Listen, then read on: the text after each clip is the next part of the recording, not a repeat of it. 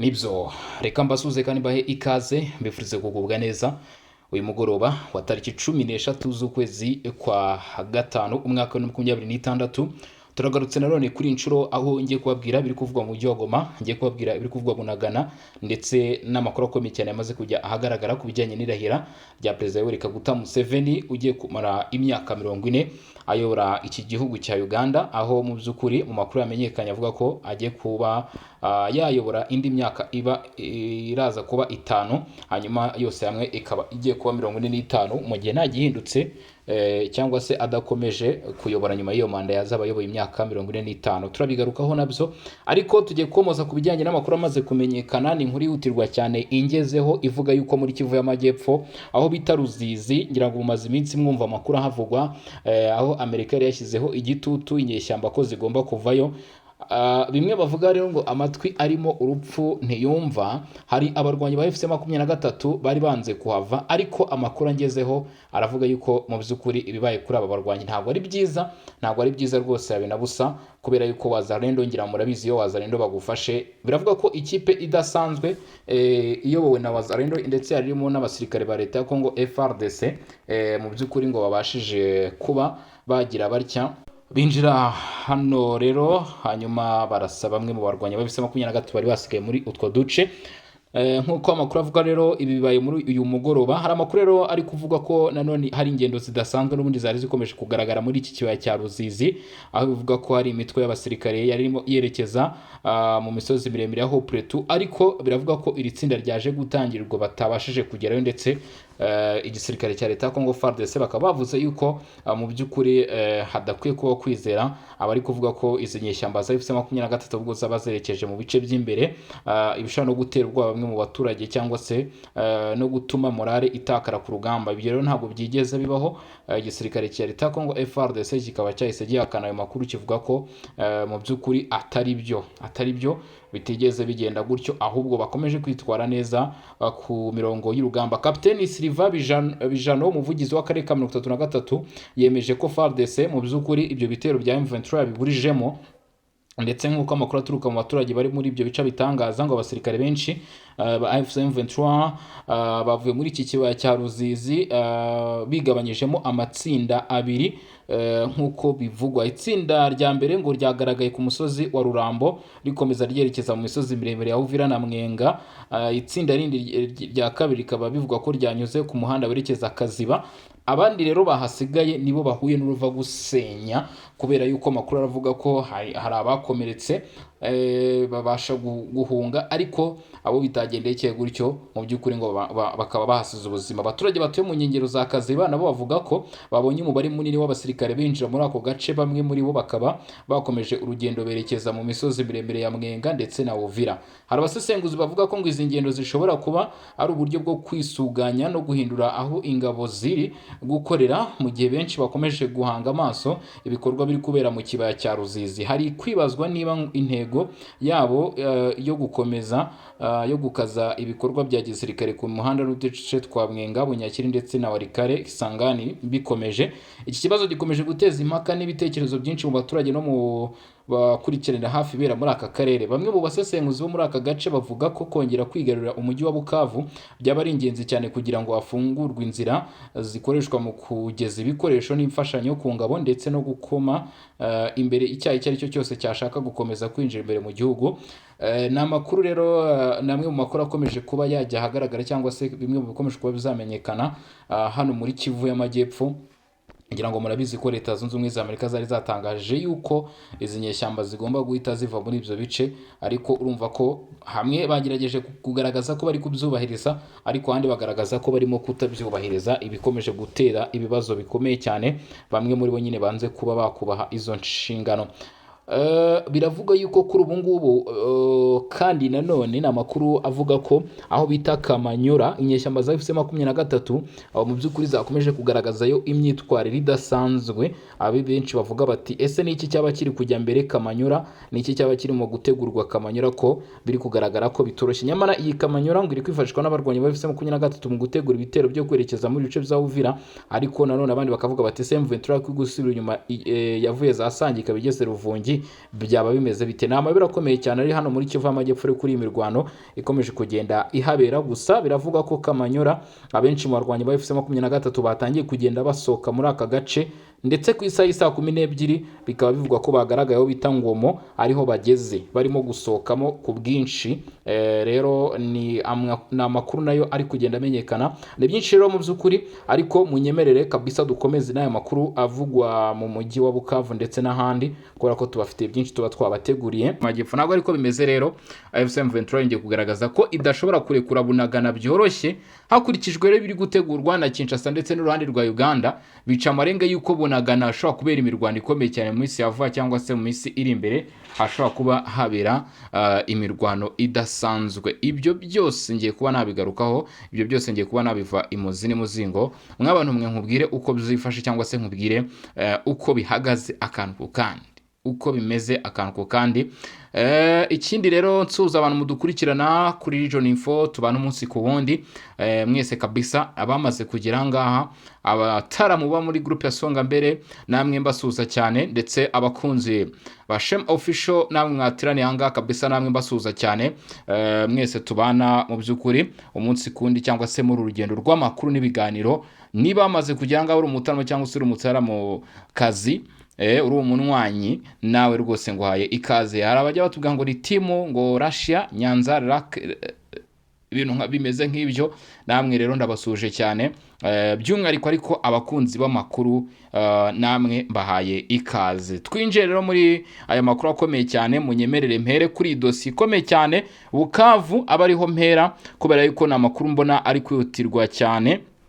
Inyeshyamba z'umutwe wa 23 binyuze ku muvugizi wabo Lawrence Kanyuka uvugira aba barwanyi yahakanye amakuru yakomeje kujya ahagaragara. Uyu Lawrence Kanyuka ni umuvugizi mu rwego rwa politike w'izi nyeshyamba. Uyu nguyu rero mu by'ukuri akaba yatunguranye cyane, agaragaza ko ibirimo kugenda bitangazwa cyangwa se ibikomeje kugenda bivugwa ko baba bari muri gahunda yo kuva ahangaha muri aka gace ko muri Kivu y'Amajyepfo, nuko mu mujyi wa Bukavu. Ayo makuru ngo ari impuha atari byo. Ibi rero bikaba byashimangirwaga n'uruhande rw'abashyigikiye guverinoma ya Repubulika ya Demokarasi ya Kongo mu itangazo ryakomeje kugenda rigaragara. Ni itangazo byagaragaraga yuko ngo ryashyizweho umukono n'uwitwa Bertrand Bizimwa, uyu akaba koordinateri wa AFC/M23 ndetse mu busanzwe akaba ari na perezida w'inyeshyamba z'umutwe wa 23. Amakuru aravuga ko ngo ibyari bikuye muri n'inyandiko ubundi itangazo yavugaga yuko nyine abarwanyi ba AFC/M23 bashaka kuva muri uyu mujyi, ariko bikavuga ko ngo inyeshyamba za AFC/M23 umuvugizi wabo yavuze yuko ibiri gutangazwa n'uruhande rwa guverinoma ya Repubulika ya Demokarasi ya Kongo atari byo, ndetse bikwiye kuba byakwirindwa kubera yuko nta gahunda bafite y'ibyo bikorwa, nta gahunda n'imwe bafite y'ibyo bikorwa. Ndetse n'iyo nyandiko baravuga ko ngo abayishyize hanze ntago bazwi, ariko ngo ntago bagamije neza kuri bo. Gusa n'ubundi uyu mujyi wa Bukavu ukaba nanone ukomeje kuba wagenda usatirwa ku buryo bukomeye cyane, cyangwa se ku buryo bwumvikana mu minsi yashize. Ubu ngubu abarwanyi ba AFC/M23 bageze, amakuru mperuka kwakira yavugaga yuko mu gusubira inyuma kwabo bageze muri kilometero 65 aho bita Ruvungi, niho bari bageze n'ibikoresho byabo birimo intwaro ziremereye barimo bifashisha muri za Kabunambo ndetse na za Sange. Ni mu gihe position zigiye zitandukanye, aha za Minova, za Kavumu, aha za Mpiti, aha za Rumbishi ndetse no muri Warungu mu duce turimo Nyangezi, byagiye bigaragara yuko iyi Bukavu mu by'ukuri abarimo Wazalendo, by'umwihariko abiganjemo Wazalendo batigeze bagerageza gutanga amahoro muri aka gace, ahubwo bashakaga ko bahigarurira hanyuma bakirukanamo izi nyeshyamba z'umutwe wa 23. Ibyo rero ni update ku bijyanye na Bukavu. Reka rero twinjye ubundi muri amakuru akomeye cyane. Mu minsi ishize turi ku itariki 13 uyu munsi, nkeka ko hashize nk'iminsi 2, kuri ubu ngubu byavugwaga yuko cyangwa se n'ibyari byagiye bigarukwaho ko mu by'ukuri Uganda igiye gufasha Repubulika ya Demokarasi ya Kongo gusubirana imipaka irimo Kasindi ndetse na Bunagana. Ariko umupaka wa Bunagana cyangwa se igice cya Bunagana nicyo cyavugishije abantu cyane. icyo cyatumye abantu benshi bibaza icyo kiri kujya mbere hagati ya Uganda na Repubulika ya Demokarasi ya Kongo, ndetse benshi baravuga bati mu by'ukuri umutwe wa M23 waba ugambaniwe, ati waba ugambaniye cyangwa se nanone leta ya Kinshasa irimo kwitegura gusubirana ibyayo. Aya makuru yakomeje kugenda avugwa, ariko inyeshyamba za 23 zirinze kugira icyo zitangaza kugezana n'ubu ngubu. Kugeza n'izi saha turi kumwe hano muri studio, abarwanyi b'umutwe twaje muri 23 nta kintu na kimwe bavuze, nta kintu na kimwe batangaje, baracecetse baryumaho. Ariko Uganda yo yahise igaragaza yuko rwose ngo iyo ntego ihari, ndetse baranabitangaza banabishimangira ko bashaka gukorana na leta y'Kinshasa mu bikoranire igiye itandukanye, ndetse ngo hano hari gahunda yo kubaka isoko, kubaka imihanda ndetse n'ibindi bikorwa bigiye bitandukanye, nk'umupaka, kubaka umupaka ugezweho. Ibyo byose ntibyagarutsweho. Ibyo rero ntago ari byo nshaka gusubiramo, ahubwo ndashaka kukubwira amwe mu makuru agezwe cyangwa se aho ibintu bigeze noneho kuri uyu munsi cyangwa se kuri tariki ya 13, noneho na yahe makuru agezweho. Bunagana rero icyizere cy'abaturage batekerezaga yuko FARDC igiye kugaruka muri bice cyangwa se ubuyobozi bwa leta muri rusange bugiye kugaruka muri bice, cyatangiye kuyoyoka kubera imyitwarire y'abarwanyi b'umutwe twaje muri 23 bagaragaje hano muri aka gace. AFC M23 nta gutinda cyangwa se idafashe igihe cyangwa se bidafashe amasaha menshi, uyu mutwe w'inyeshyamba wongeye kugaragaza yuko ufite gahunda mu by'ukuri yo gukomeza gukora ibishoboka byose cyangwa se kugumana aka gace ka Bunagana. Izi nyeshyamba za 23 byatekerezwaga yuko bashaka ko bagiye gusubiza inyuma abasirikare bari muri aka gace, nk'uko byakomeje kugenda bigaragara nyuma yo gushyirwaho igitutu n'abari muri Leta Zunze Ubumwe za Amerika na leta y'Kinshasa. Ariko ntago ariko byigeze bigenda, ntago ariko byagenze, ahubwo amakuru aravuga yuko izi nyeshyamba z'umutwe wa 23 zongereye imbaraga ahubwo kugira ngo bagabanye bongereye. Ibi biragaragaza ishusho yo kwitegura imirwano, biragaragaza uburyo bwo kwitegura urugamba. Gusa amakuru ngewe mfite ngo abaturage bahari bari kuvuga bati ese M23 mu by'ukuri niba leta ya Kinshasa igambiriye kwisubiza aka gace, M23 ikaba iri kongera ubushobozi, ati aho si kwaba ari ukudukurira akaga mw'abantu mwe, kubera yuko kugeza kuri ubu ngubu igisirikare cya leta y'Kinshasa kikomeje kugaragaza ko nta kuzuyaza guhari cyangwa se nta kugenda bigura intege kuriho, aho barimo gukoresha ibitero bya drone. Abatuye muri aka gace bakaba batangiye kuvuga ndetse no gutangaza yuko bafite ubwoba yuko aka gace gashobora kurangwamo mu minsi iri imbere n'ibitero bikomeye cyane bya za drone bishobora kwibasira nyine iyi myanya yabo, ugasanga nabo n'abari begetse umusaya rwose batangiye kuba bahunga, nk'uko byakomeje kugenda bigaruka. Gusa uruhande rwa Kinshasa narwo ntabwo rwigeze rwemeza ayo makuru cyangwa se rutangaza ko rufite gahunda yo kugaba ibitero muri aka gace.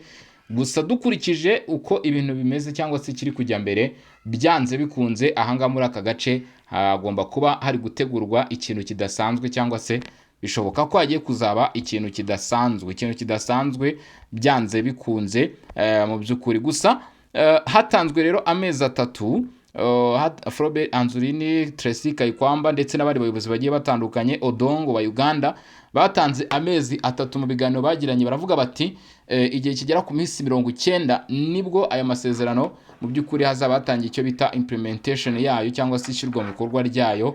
Ubwo rero twavuga yuko muri iyi minsi ya vuba biragoye ko twabona ibyo bitero bya FARDC bitangira kugabwa muri utu duce ku bwinshi, cyangwa se niba Uganda izabafasha. Biranagoye nanone kumva ko M23 ishobora mu by'ukuri ko yagira ikikora kuri Uganda, kuko ntacyo bakora kuri Uganda. Ahubwo ikiriho AFC M23 nkeka ko iki gihe kigiye kubabera cyiza cyane, kubera ko bagiye gutangira kwitegura ko mu by'ukuri bahangana na FARDC iramutse igabye ibitero, kuko ni agace kare kamaze iminsi bizeye umutekano wako, ni agace katigeze karangwamo ibitero nko mu bindi bice bya Wazalendo ndetse na FARDC cyangwa se abacancu cyangwa se ingabo z'u Burundi. Bivuze ngo iki gihe babonye cyaba kiri bubafashe kumenya aho bashyira mu by'ukuri amapozisiyo yabo, aho bashyira indake za bariyeri kuzongera, ni ukuvuga ama checkpoint ndetse n'ibindi bigiye bitandukanye. Ariko ibyo ngibyo ntabwo bibaha gutsinda Uganda na Repubulika ya Demokarasi ya Kongo mu gihe yifatanyije, kereka ibyasinwe niba atari ukuri, cyangwa se niba ari bya by'ibiganiro twagiye tubona, kubera yuko aya masezerano yashyizweho umukono n'amasezerano aje asanga mu by'ukuri umwuka utari mwiza umwuka wari uriho utari mwiza hagati ya Uganda ndetse na Repubulika ya Demokarasi ya Kongo. Rwose navuga ko impande zombi byagiye bigaragara yuko zitumvikanaga, aho buri ruhande rwashinjaga urundi kuba mu by'ukuri nuva Uganda yashinjaga Repubulika ya Demokarasi ya Kongo kuyishinja ibinyoma, kuko ntabwo dufite uyu munsi umutwe twavuga ko ujya ukorana na Kinshasa, ushinjwa gukorana na Kinshasa wajya guhungabanya umutekano wa Uganda, uwo ntawe uhari. Ahubwo Kinshasa yo ikavuga iti mwebwe mwaduteje izi nyeshyamba, murimo murakorana nazo, none ziri guhungabanya umutekano w'igihugu. Kinshasa niko yavugaga. Gusa buriya ntabwo ibirego byo gushinja Uganda gukorana na M23 ntabwo ari byinshi nk'ibyo Kinshasa ishinja u Rwanda gukorana na M23. Ni ibirego byagiye biba bike cyane, ndetse bivuga ko uruhare rwa Uganda muri bibazo mu by'ukuri rushobora kuba rudakabije cyangwa se rutari ku kigero cyo hejuru ugereranyije nuko byagiye bivugwa. Felix Tshisekedi Tshilombo, perezida wa Repubulika ya Demokarasi ya Kongo, yari ari muri Uganda, aho yari arimo mu by'ukuri aganira na mugenzi we Yoweri Kaguta Museveni. Perezida Yoweri Kaguta Museveni wari urimo arahirira manda ya 7 yari arimo arahirira manda ya 7. Mwabanwe mujye munyumvira abagabo, igihe bamaze ku butegetsi ukuntu kiba kingana, ni imyaka myinshi, manda 7 zose.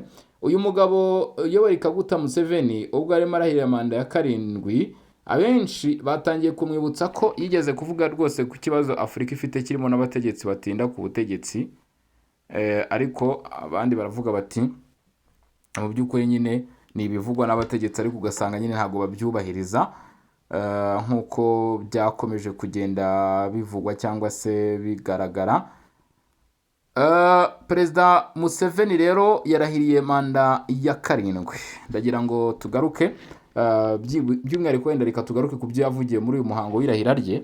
Ni ku munsi wa kabiri w'uku kwezi, mu by'ukuri byari tariki 12 w'iki cyumweru cy'uku kwezi nyine, nibwo Yoweri Kaguta Museveni yarahiriye ku mugaragaro manda ya 7 nka perezida wa Uganda. Igikorwa cyarangije imyaka 40 ku butegetsi, kandi kimuha amahirwe yo kuyobora igihugu indi myaka 5 kugeza mu 2031. Narangiza iyi manda azaba amaze imyaka 45 yikurikiranya ayoboye Uganda, afite imyaka 87. Urumva ko igice cy'ubuzima bwe bwose azaba yarakimaze ari perezida wa Uganda. N'urugendo rurerure rwa politike kuri uyu mutegetsi wagiye ku butegetsi mu 1986 binyuze mu ntambara y'inyeshyamba mu gihugu cyari kirambiwe impinduramatwara, ubwicanyi bwa politike n'ihungabana ry'ubukungu. Igihe yageraga ku butegetsi, bamwe mu ba minisitiri be bari bataravuka. Namibia yari itarabona ubwigenge, Eritrea yari ikiri munsi ya Ethiopia, na Sudani y'Epfo yari itarahinduka igihugu cyigenga kandi cyuzuye. Uganda ubwayo yari ituwe n'abaturage bagera kuri miliyoni 13 gusa ajya ku butegetsi. Muri iki gihe ifite abaturage barenga miliyoni 52. Bivuze ko hafi 1/4 cy'abanya-Uganda bo muri iki gihe batavutse igihe Museveni yajyaga ku butegetsi. Bivuze ngo abenshi nta wundi perezida bazi. Ni uvuga ngo abenshi mu baturage ba Uganda perezida bazi ni Museveni gusa. Abanya-Uganda bari munsi y'imyaka 40 barenga 3/4 by'abaturage bose b'iki gihugu. Aba nta wundi perezida bazi uretse umwe gusa, Museveni. Igihe amaze ayobora igihugu cyaranzwe n'igihe kirekire cy'amahoro n'iterambere rifatika, ari byo bituma benshi bamushima ndetse bavuga ko rwose agomba gukomeza kuyobora. Ku rundi ruhande, abamunenga bavuga ko yakomeje kugundira ubutegetsi akoresheje uburyo bwo gucecekesha abatavuga rumwe no guca intege inzego zigenga. Yigeze agira ati, "Nitwizera igihe manda z'umukuru w'igihugu zigomba kumara." Ibi yabivuze nyuma yo gutsinda amatora kuri manda ya 5. Umwaka wakurikiyeho havanweho imyaka ntarengwa ku wiyamamariza kuba perezida, bikaba byaratumye benshi bemera ko byari bigamije guha Museveni inzira yo kuyobora igihugu ubuzima bwe bwose.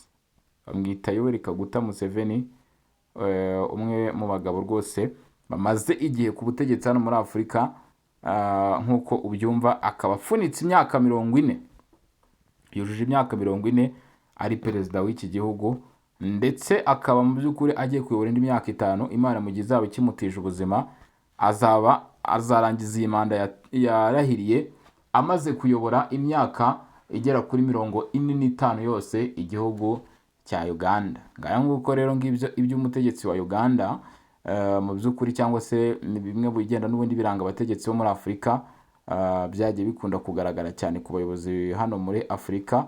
Ubwo rero aya makuru yacu reka tunayasubikira aha ngaha, mbararikira kuza gukurikira andi makuru n'ibiganiro mu kanya kari imbere.